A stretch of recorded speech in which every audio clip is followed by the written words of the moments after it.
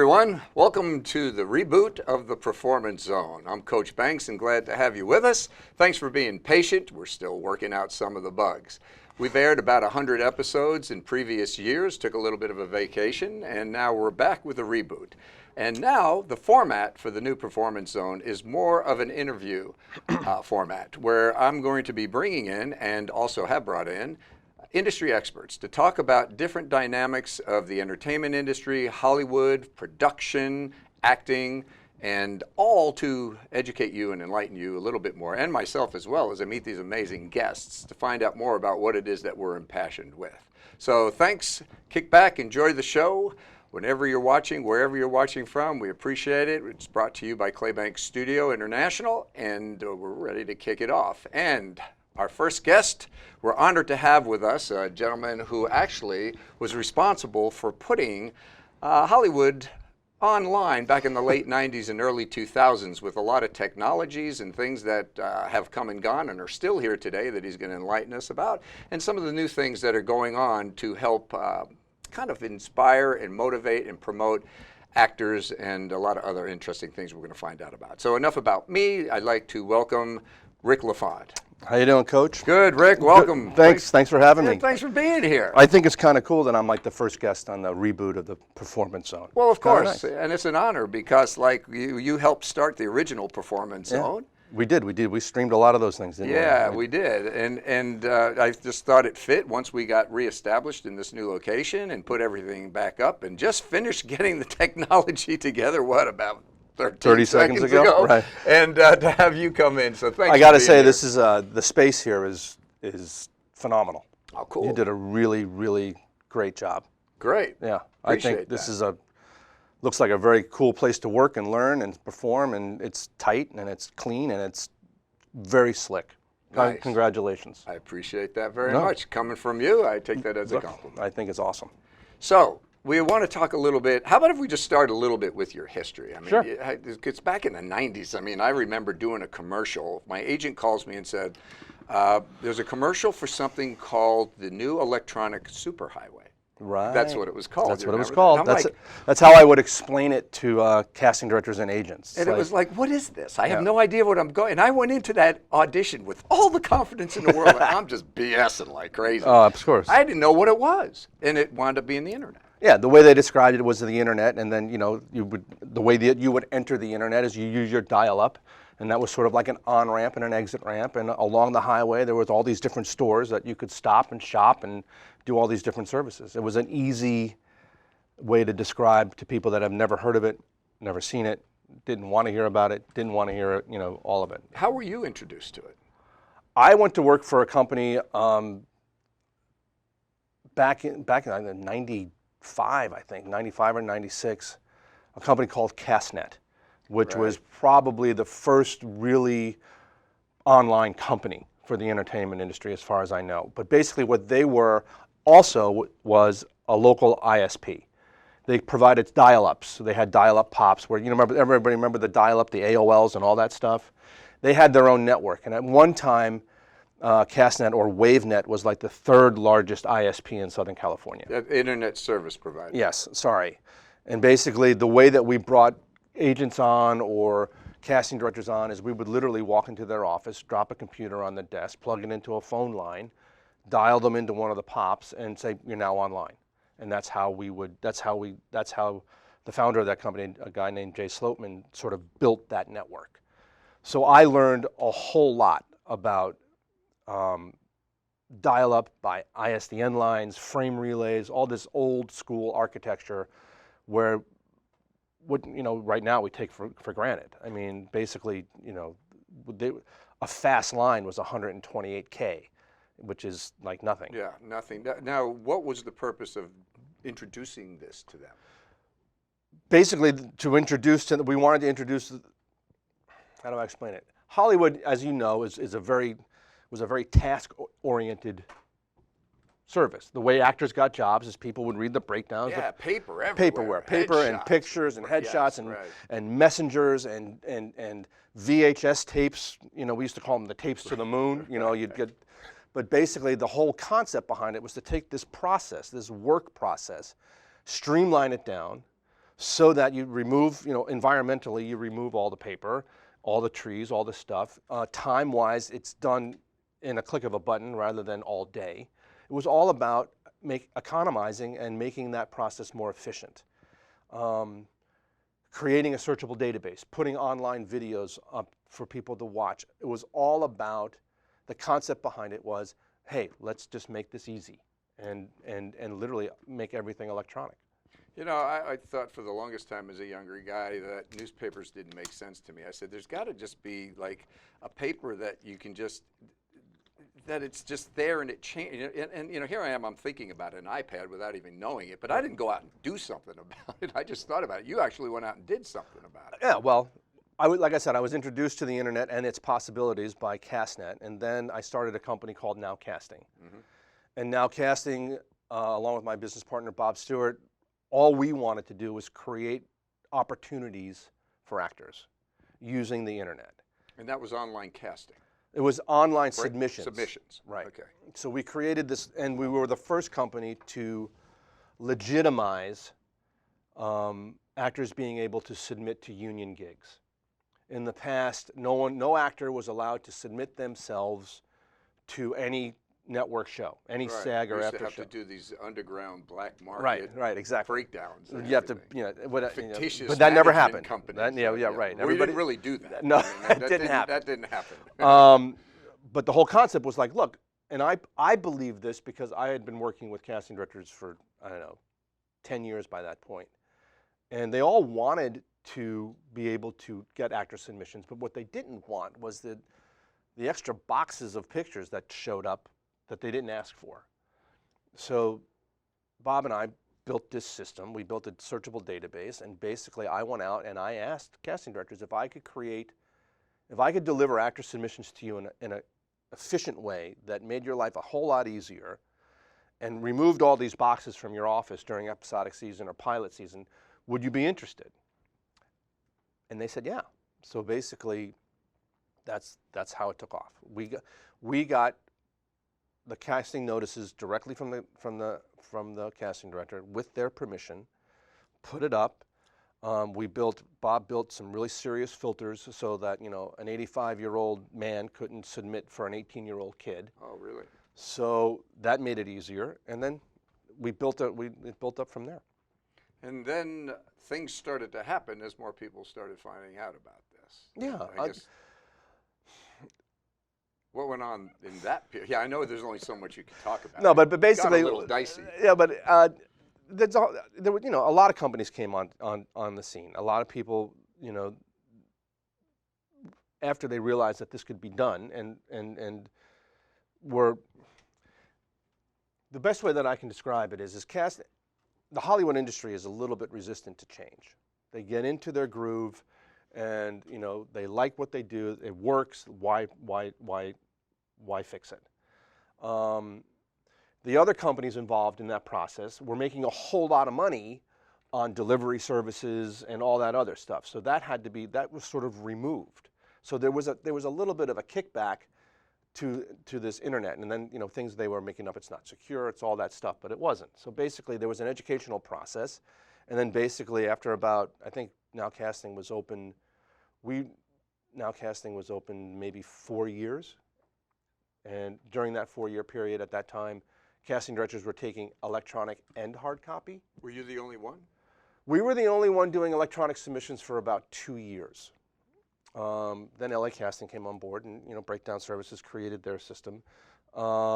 And now we got Actors Access. We got Actors Access. Backstage West. And all of this was a copy of our actor services. All we wanted to do was provide legitimate opportunities for actors. That was our gig.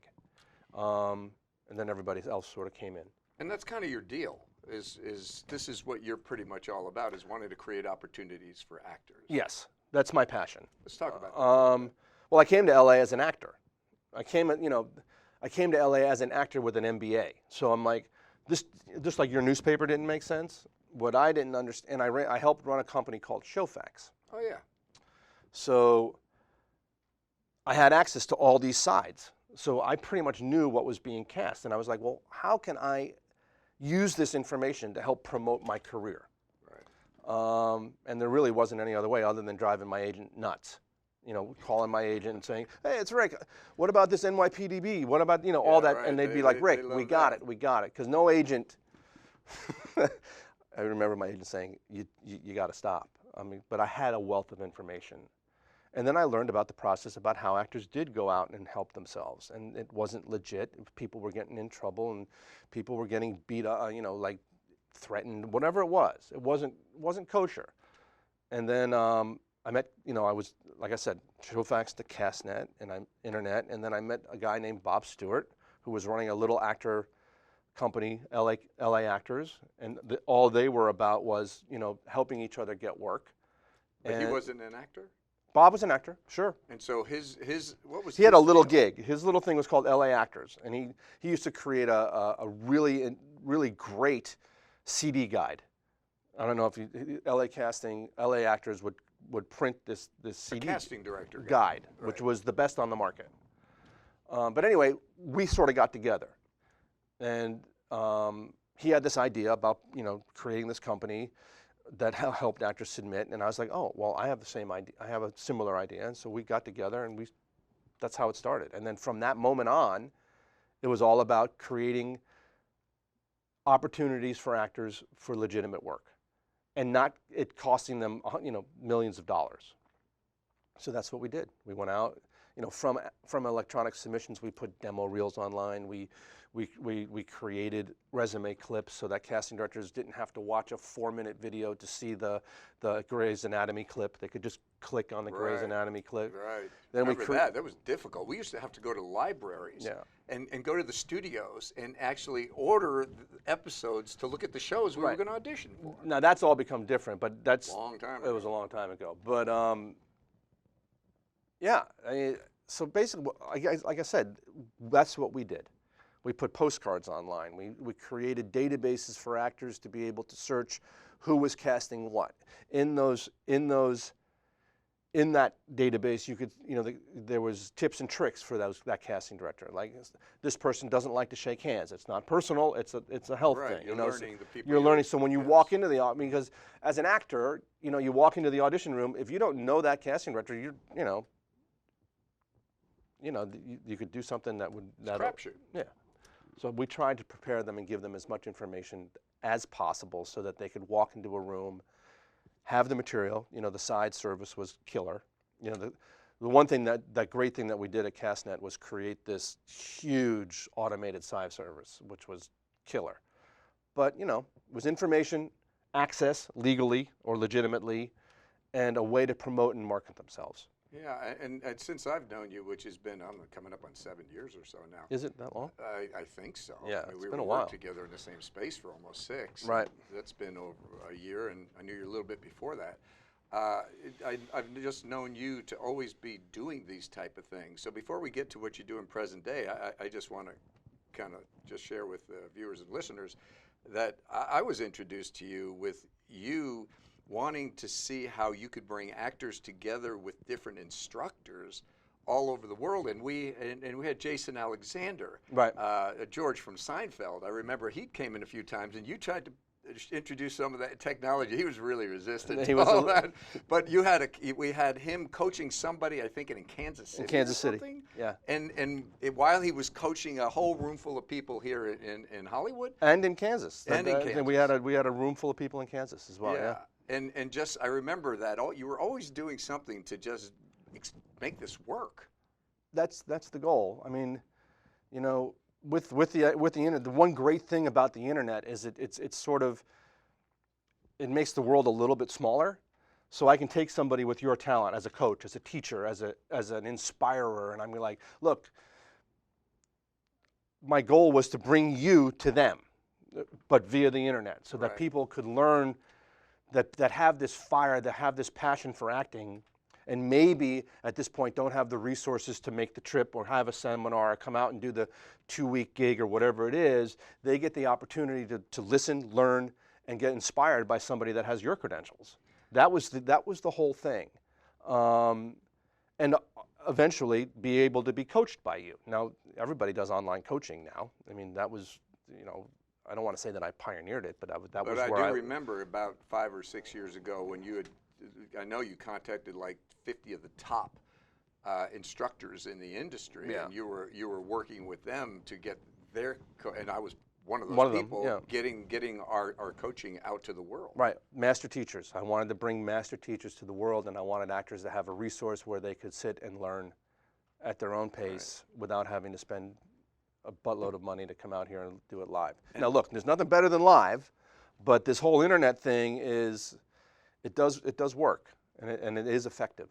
Right. Now, I've been working with Rick for a while, as I just mentioned, and the thing that I've experienced, just not really being as deep into the electronics as he is how quickly it changes. Yeah. And how you have to stay up on the latest and the greatest. So what's happening now? Now it's all about social media. It's all about, I mean, the internet is, look, right now the big thing about the internet is the speeds. The speeds are getting insane. We're walking around with a phone that has, 50, 60 megabits of speed, which is, it pretty much allows you to do anything. You're going into 5G. 5G, the whole thing. So basically, the power of the internet, it's all based on speed and access. Along with that, I believe, is this phenomenon called social media, the Facebooks, the Instagrams, the Snapchats, the Pinterests, all of these things. And, as a vehicle for exposure, as a vehicle for getting yourself seen or just promoting who you are and what you're doing, Instagram has become a pretty powerful tool for actors. Would you say it's number one? Right now it is, I think, as far as for actors. For actors, yeah. Absolutely. It's certainly from what I understand and from what I've heard, the industry, if they're judging, I shouldn't say judging, if they're taking into consideration an actor's presence or audience, the numbers that they judge that by are Instagram numbers. How many followers do they have? What's their engagement of that audience? And that's why Actor Influencer was born, because I think the industry is hungry for actors that have influence. Now, we're going to roll into the Actor's Influencer. I know that Rick is always on the edge of looking for what's going to, and he's done so many things that you won't even hear about because they've been attempts, and some of them have been successful. Some haven't. Some are just ideas that help get to another level of effectiveness. But right now, you're actively involved in the Actor Influencer. Let's open that up. Where is that? What's going on? What is that? I think personally, I mean, again, this is just my personal observation. I think that, fairly or unfairly, because actors are. Well, what is it? For people who have no idea what the Actor Influencer is. Actor Influencer is your presence on social media. It is basically how many followers do you have on your Instagram page? What is the engagement of that following? So if you have 10,000 followers and your engagement is 4%, that means usually when you post something, you get 400 likes. It's just simple math. It's measured in other ways. Is that what you find it to be as someone who studies all this? 4% is about. Yeah. Is there an average? Is that the There average? is. There's, but it varies with the amount of. It becomes way difficult to keep a 4% engaged audience at 250,000 people. That's difficult, especially if you don't have a third party vehicle driving the traffic. If you don't have a TV show, or if you're not a mega star, Okay. Basically it's like you have to have that third party thing that drives traffic to the page in order to keep the engagement. Does that make sense? Yeah, I'm just talking to my producer. I think the fan isn't. If we could cool it off just a little, that'd be awesome. The studio's heating up here, guys. Yeah. Okay. But basically, what I think there was a shortage of, again, were actors that had an influence. Working actors like you and me, like people that are actively looking for work, that are promoting themselves, that are trying to get out there, that are trying to get work. I think that there's now a conversation, and there's an argument about how much weighs in and how much doesn't weigh in. I can say that I believe that an actor's social presence is a factor when they get hired. Yeah. How big a factor, I don't know. We just to jump in real quick. We do casting director workshops in here on the weekends right now, and this question comes up a lot, like very often. And the last response, I won't talk say who the casting director is, but the last casting director that was in here, when she's asked that question, I think she really hit it home for me. She goes, the question was, is your social media followings, does that factor into your ability to be cast? And she goes, I don't like it, but yes. Yes. And that's the argument everybody makes. I mean, to a certain degree, I feel that. I mean, you're expected to bring your talent, you're expected to bring your professionalism, you're expected to bring your look, whatever that look may be. But if you come with 250,000 followers, it's a bonus. And someone else is coming with 10. Exactly. Yeah.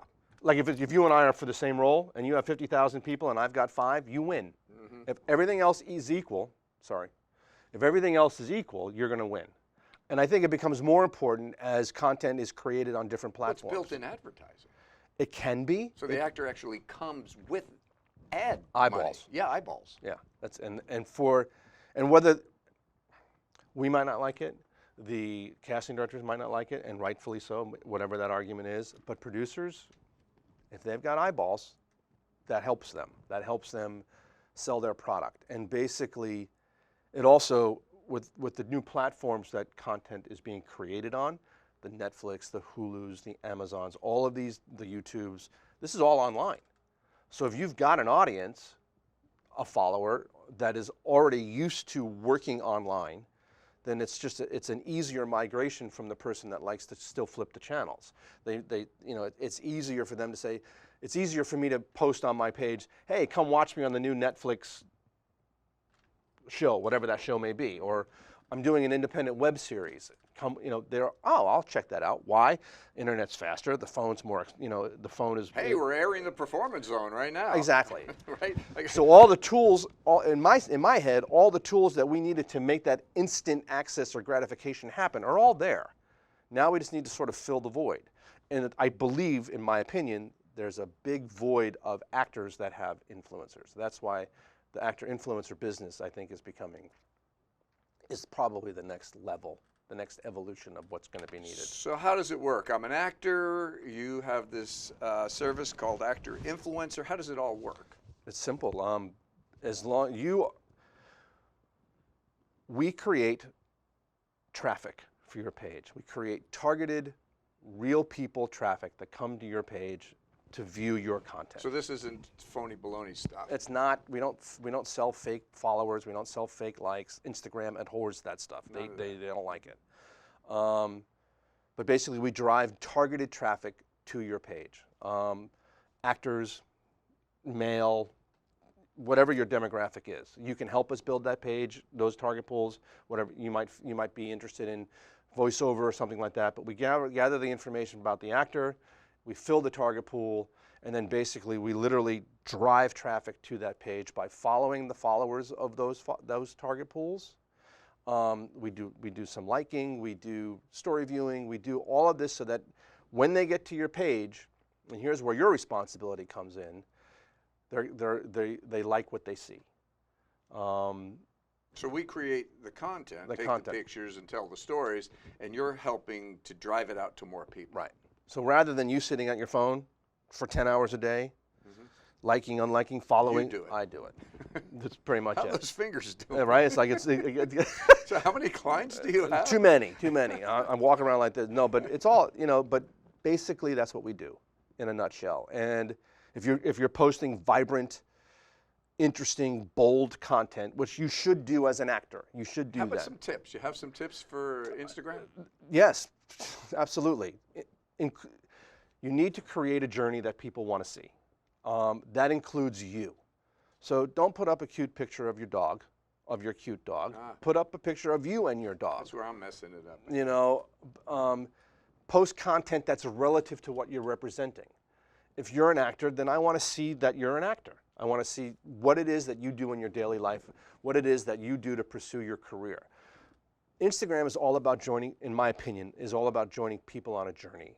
I am interested in Clay Banks. I like his look, I like what he's doing, I like what he's about, I like his show, and I come to this page to feel involved with his journey towards whatever his goal great. is.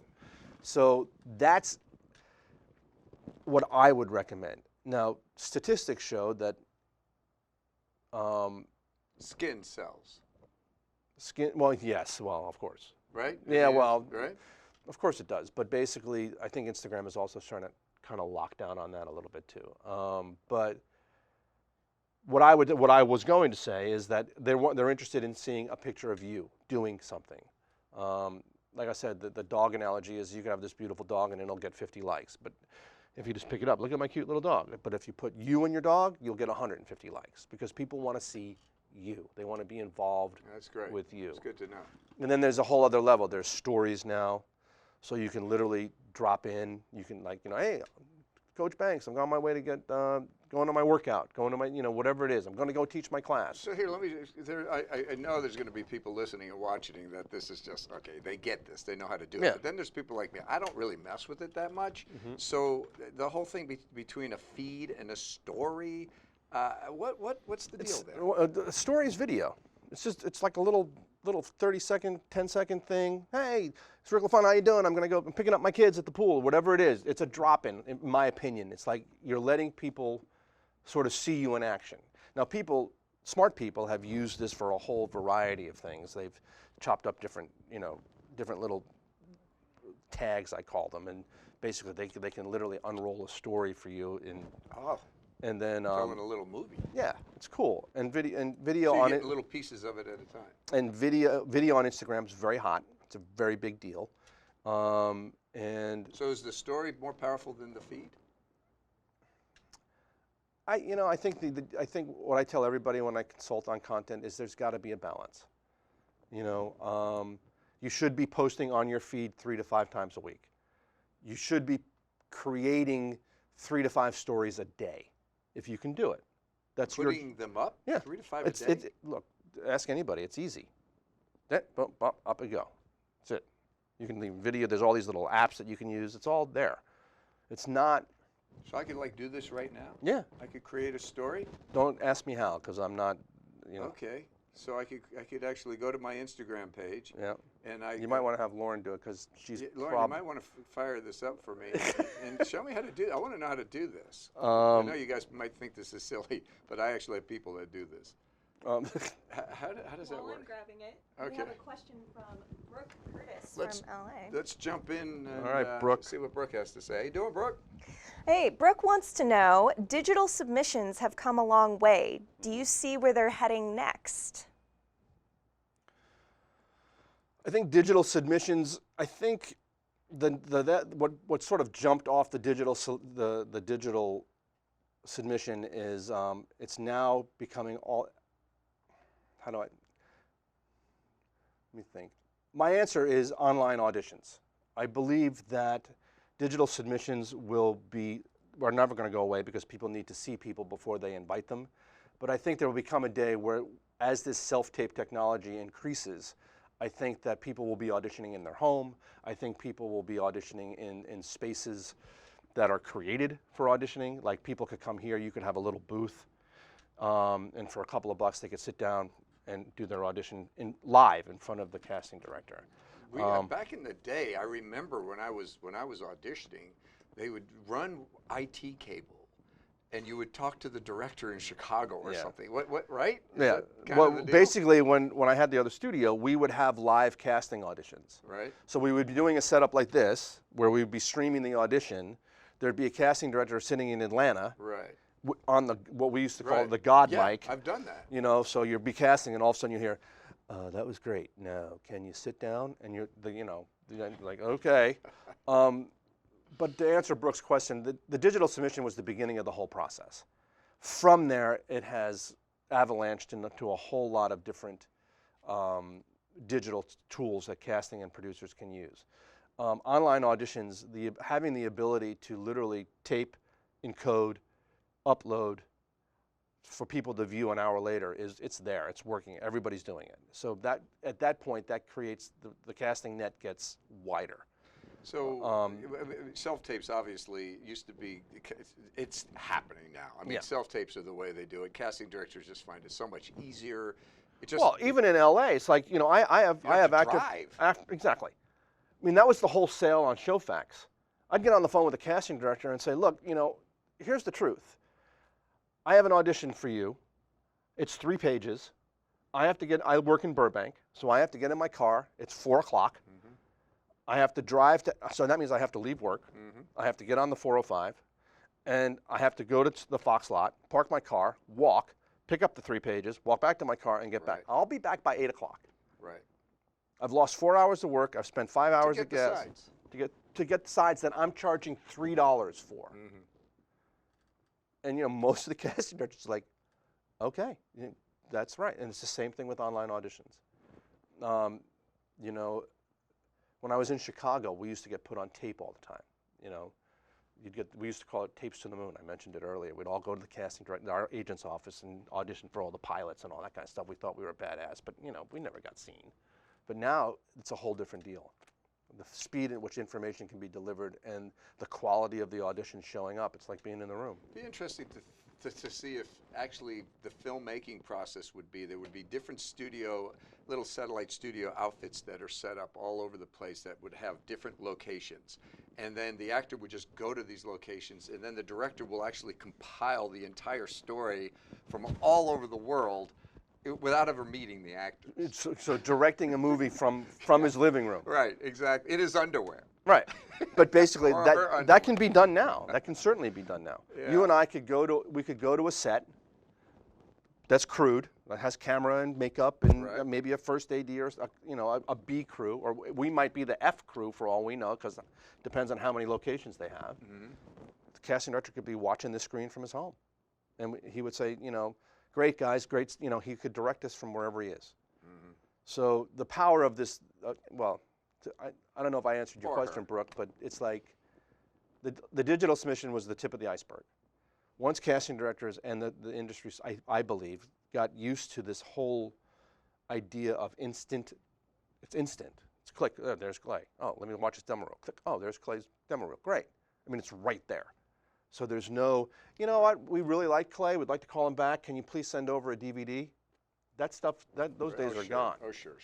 You What's know, a DVD? What's a DVD? But now it's like, Yeah, well, the new thing for me, at least, just looking, because you know I do some casting still, is the slate shots, which I love those slate shots. It's like so you have the picture, then there's the resume, and then there's the demo reel. But if you just want a slate shot, the last film I cast was a few weeks back.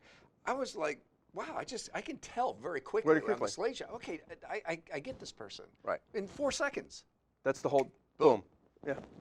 And casting directors are really good at their jobs. So all they need is 4 seconds.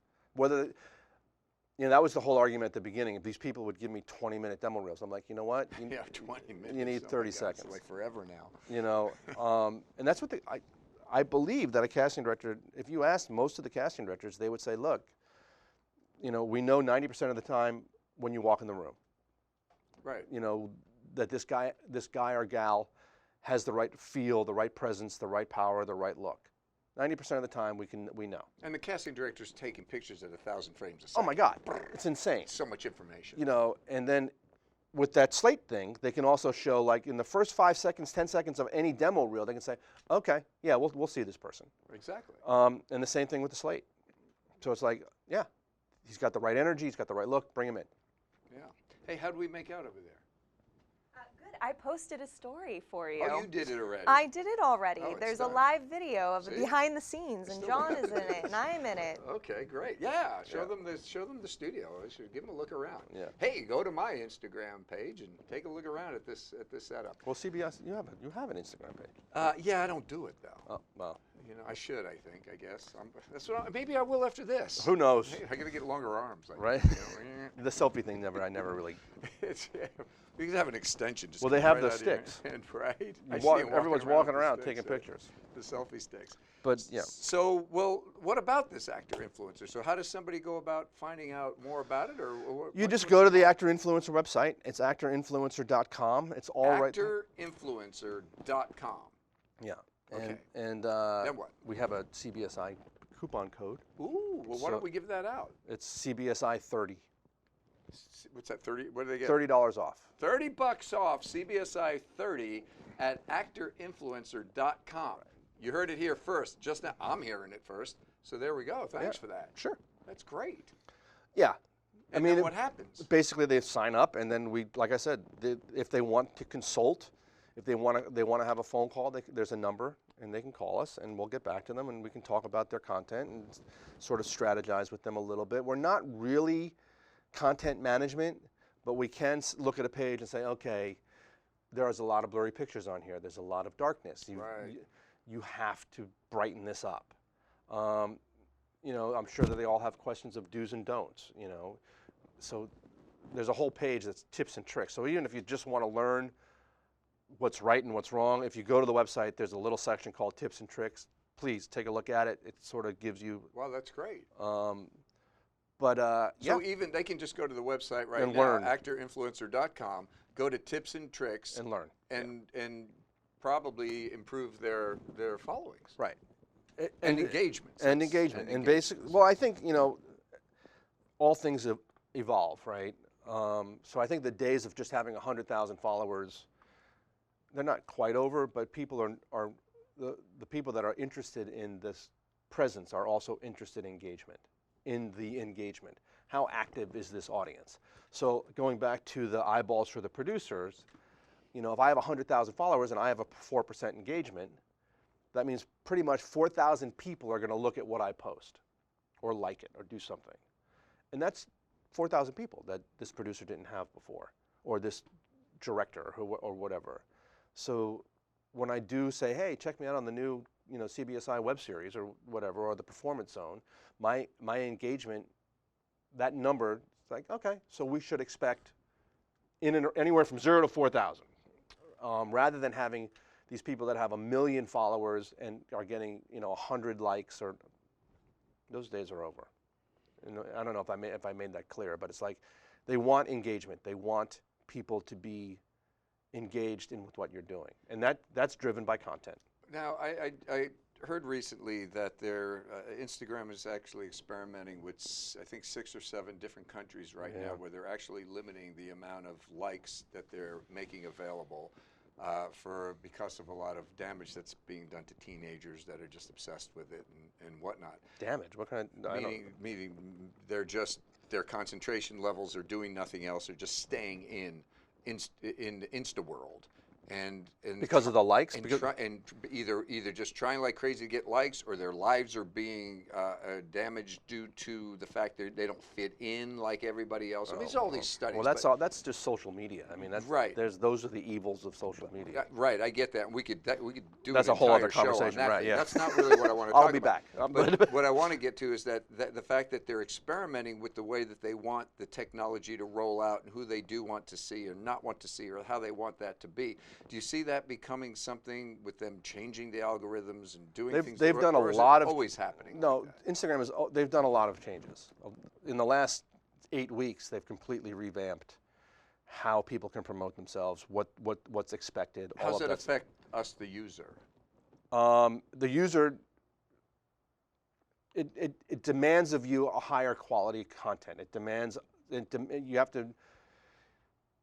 I don't know. It's no longer as easy as it was. The daily limitations are more strict. Instagram is really, from my understanding, I don't know anybody at Instagram, although I'd love to have a conversation, because I do think that a couple of things that they're doing are not cool for the masses. Like what?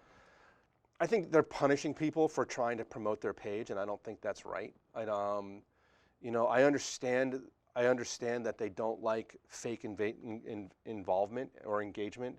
I understand that the person that can afford to go buy 1 million followers and 1 million fake likes and all that kind of stuff, I understand why that shouldn't exist.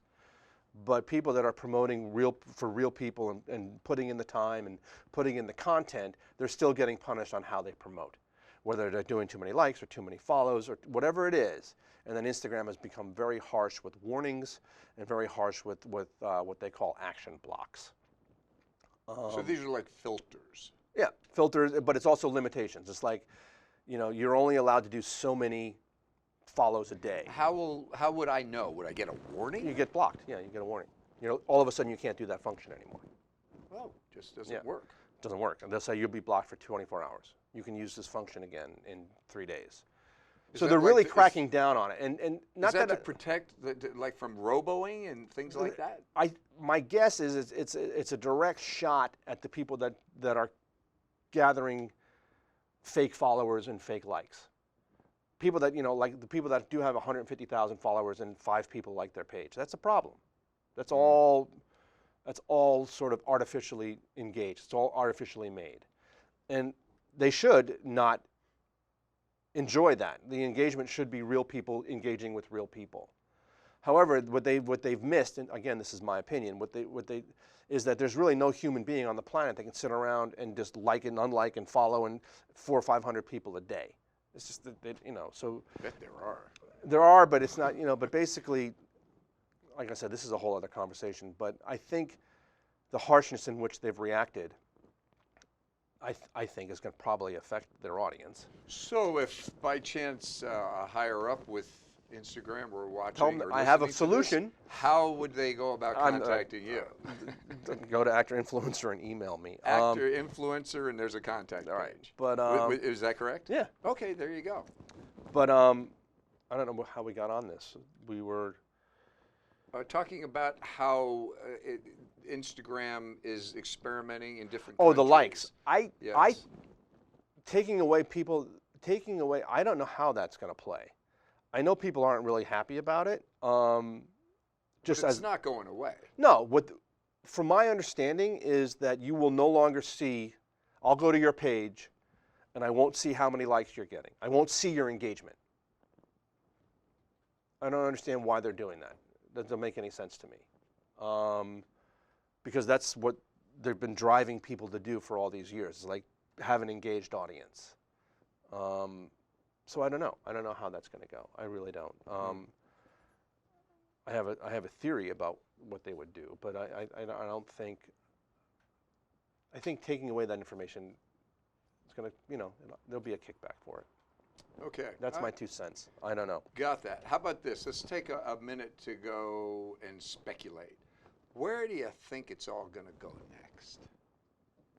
The social media or Yeah. the whole industry? Well, let's start with the social media. I mean, because I remember when Instagram was some new kind of thing for kids that were sending pictures. That's how it came across to me. Right. It was built. Now, I think it was built 'cause originally. Twitter was really driving a lot of action. Right. Well, back Twitter and Facebook and all these people, and they got really political really fast. then. Right. I think that the beauty of Instagram is that it's all about the content. Now, it's not as political as Facebook or Twitter. So where would it go? What do you think would happen next? Yeah. Facebook is there's always conversations about Facebook. Yeah, but It's in, Facebook- it's out, it's coming, it's I going. think Instagram is going to age up a little bit if they do it right. I think they'll have a very powerful tool for small businesses. I think that I know, I don't know, but I believe that they want to get into the content creation space along with the Netflixes and all these other people. I mean, that's a big space to play.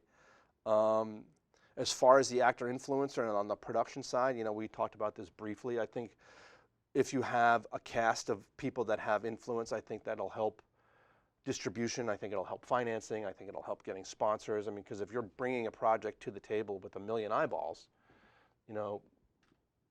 it's almost instant. It's almost instant distribution.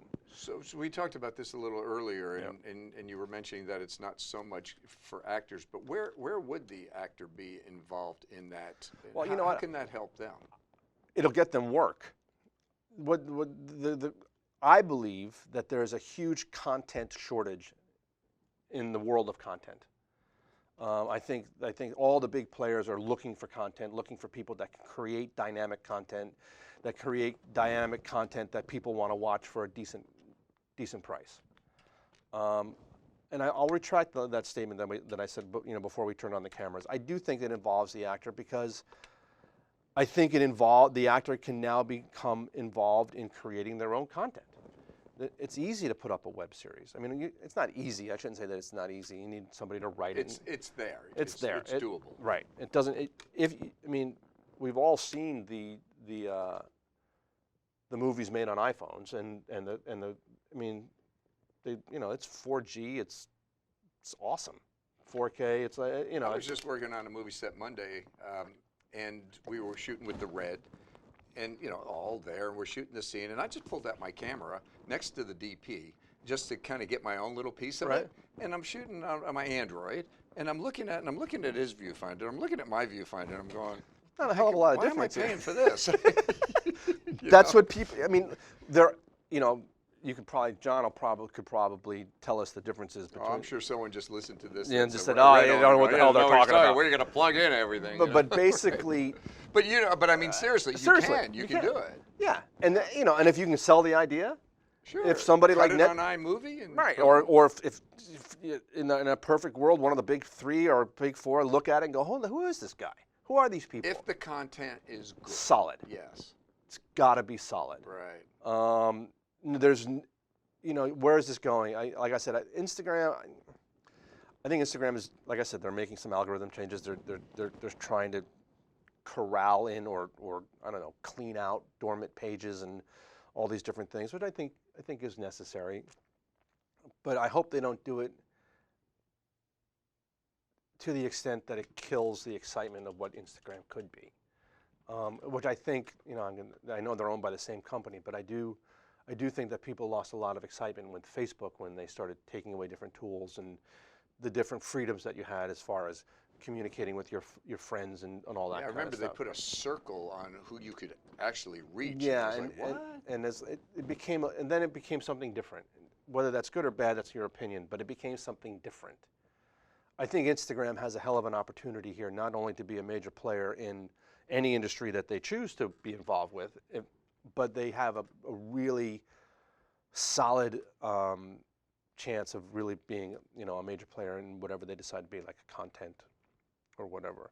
And I think as far as a young filmmaker or actor that's creating content, I think that if they can harness the power of each individual's influence and put them into a project and have that project have influence and then create a promotional schedule for that project involving everybody involved, you could have 1 million followers that are engaged before you even turn on the cameras. So all of a sudden, that's a pretty good selling gig for somebody who wants to buy, invest, that kind of thing. So it's all there, I think. What would you say the action task would be for the actor listening? If the actor, I know that actors they're asked a lot. Be in class. Every actor should be in class. We know that. Have a good headshot. Even though it's online, make sure you have a good headshot. Gotta pop. You've got to promote yourself.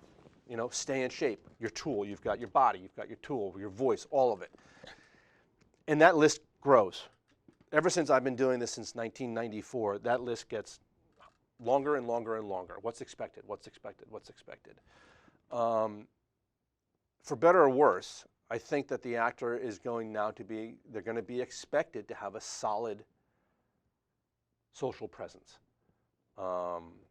That's going to take, a solid page with solid content and maybe the aid of actor influencer, or maybe maybe they have some other third-party thing that's throwing them traffic. But basically, while they're taking care of everything that's here, they're also going to have to start paying attention to the social media world, because Hollywood is looking at it.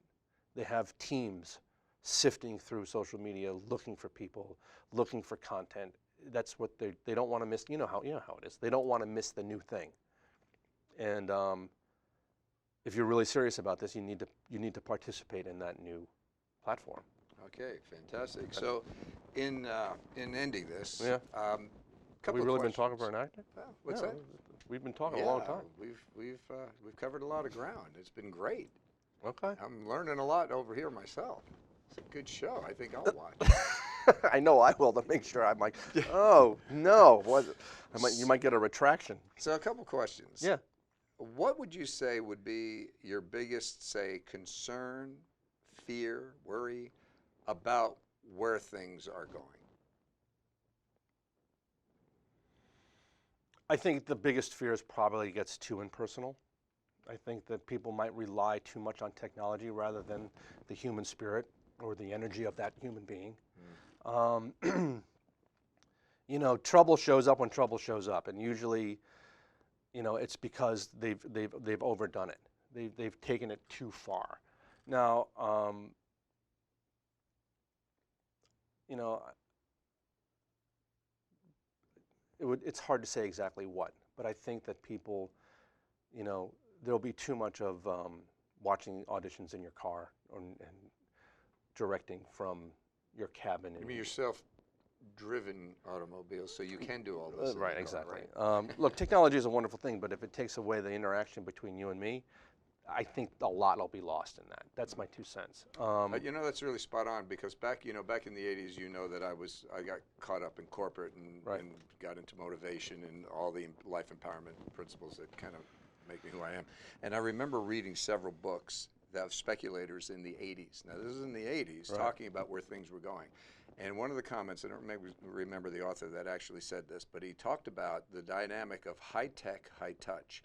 That technology is going to get to the point where it becomes so advanced that it will start to remove people from one another. However, the human spirit will always need to be in contact with each other. And he actually made a reference saying that you're going to be able to watch movies in your own house. How funny is this now? Right. Watch movies in your own house without having to leave your house, but people will still want to go to a theater to be involved with each other. To be involved, not only with the intro, but I mean, look, you've been to a great show.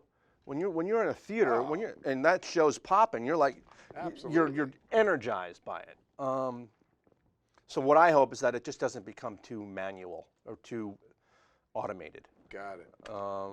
Okay, you get one post, one time to send out to the world, and everyone sees it. What would that post say or be or look like? Wow, that's okay. I feel like I'm like on inside the actor's studio. Yeah, You're gonna ask me my favorite curse word? When you one get post. to heaven, what do you want Right, to ask God? That's just like, you know, one post, huh? I don't You know. get to say one thing to everybody one time. Do what makes you happy. Okay. Do what you love. Do what you love. Yeah. You know, I think that if you get caught, everybody can get caught in the humdrum of doing things that they feel that they have to do in order to just survive. But I think that, going back to your human spirit thing, I think that if you really can find something that drives your soul, everything else will become easier. That would be my post. Your passion. Yeah, find it, hold on to it, share it, grow it, expand it, evolve it, make it so that everybody wants to be a part of it. You know, that's what it is, in my opinion, that's part of what it is to be an actor. I've got something to share. I've got something to say to you. Come join me. Simple as that. I can see that passion right now. Yeah, sorry. No, don't apologize. It's fantastic. I see the passion. Yeah. So, how would somebody go about getting a hold of you or finding out more about? Again, it's all on the website. It's actorinfluencer.com. Okay. They can post on our page. They can find me. If they send a note, say, hey, I saw Rick with Clay, I'd like to talk to him, I'll give him a call. I got no problem with that. So actorinfluencer.com. Right. There's an info at actorinfluencer. I see those emails. If somebody wants to rap or have a question, I'm happy to answer. Terrific. Yeah. Awesome. Rick, this has been great. It's been great. And again, this space is awesome. Appreciate that. It's very comfortable and very, it's a good space. Awesome. Thanks for coming in and Thanks being for our having first me, guest. Yeah. Real pleasure, Rick. Same with you. Thanks so much, man.